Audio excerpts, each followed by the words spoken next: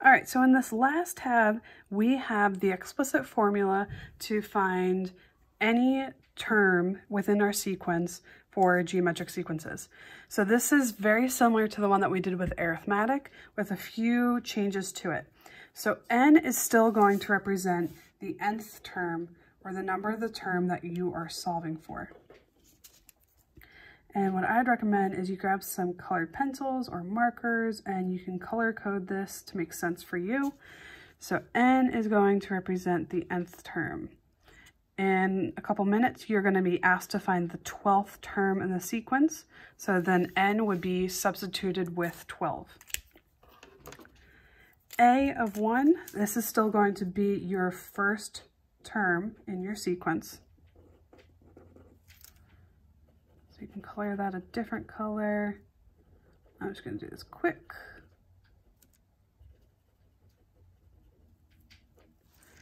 Okay, so that's always going to be your first term. And then R represents your common ratio.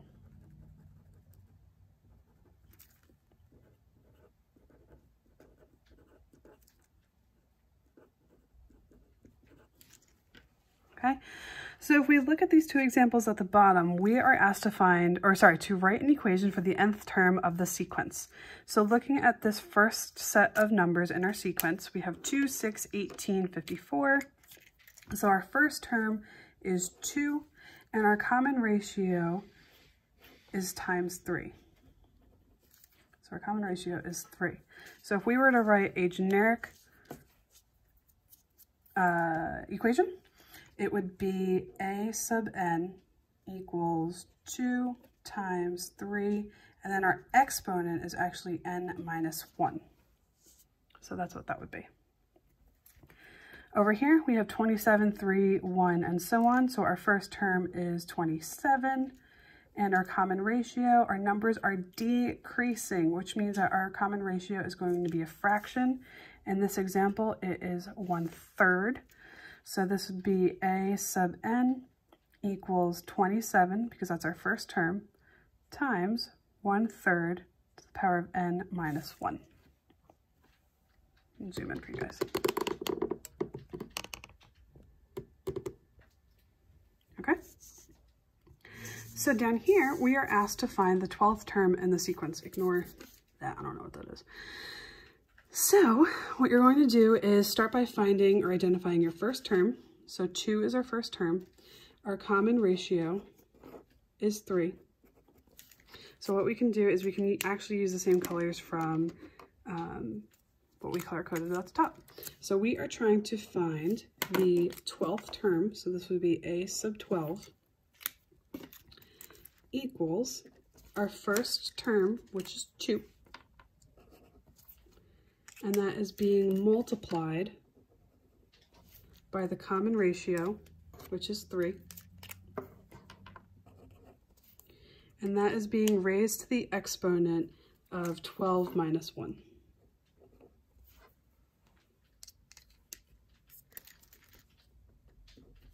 Okay, so we can start by simplifying this. I'm just going to use black from this point on. So a to the 12th, or the 12th term is equal to 2 times 3 to the 11th power.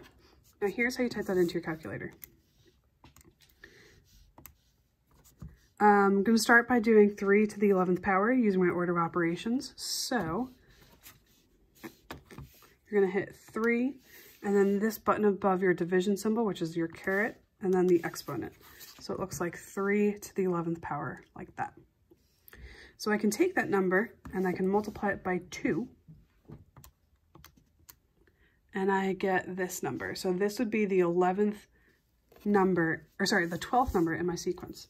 So the 12th term is equal to 354,294. Okay. Over here, my first term is 27, and my common ratio is 1/3. So it'd be a sub 12, because I'm still looking for the 12th term. 27 times 1/3 to the exponent of 12 minus 1. So 12th term is equal to 27 times 1/3 to the 11th power. So that would be 27 times 1/3 to the 11th power. You get a crazy number. I'm not going to expect you to write that, and that's okay. Just understand how you get that. Moving on to the 2 at the bottom. My numbers are going from negative to positive to negative again, so this tells me that it is a negative exponent. But my first term, or sorry, not negative exponent, negative common ratio. So let me start off by writing my, let me put you at a better angle. My 12th term. So my first term is negative 1.25. I am multiplying that at a rate of -2. And this is for the 12th term, so it's 12 minus 1.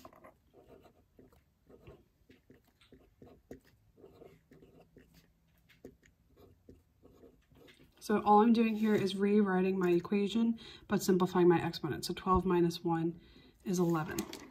So I can come down here and type this into my calculator and find what the 12th term in the sequence would be. So I have negative 1.25 times -2 to the 11th power. So the 12th term in my sequence would be 2,560.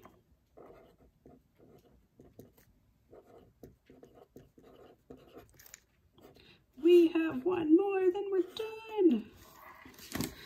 Okay, same thing. 12th term, starting with 1/5 as my first term. So 1/5 first term times my common ratio. So here I'm multiplying by 5, and my exponent is 12 minus 1. So 12th term is equal to 1/5 times 5 to the 11th power. You zoom out so you can see exactly what I'm typing in. So I have 1/5, which is parentheses 1 divided by 5 in my calculator, times 5 raised to the 11th power.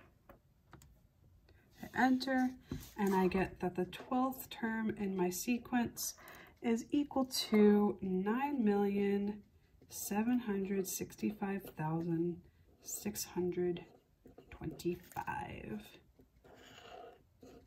And that is it. You made it. You're done. Congratulations. Last step, fold down all of your tabs, and you're going to put glue on this backside and glue it into the next page of your notebook. Okay, you're done.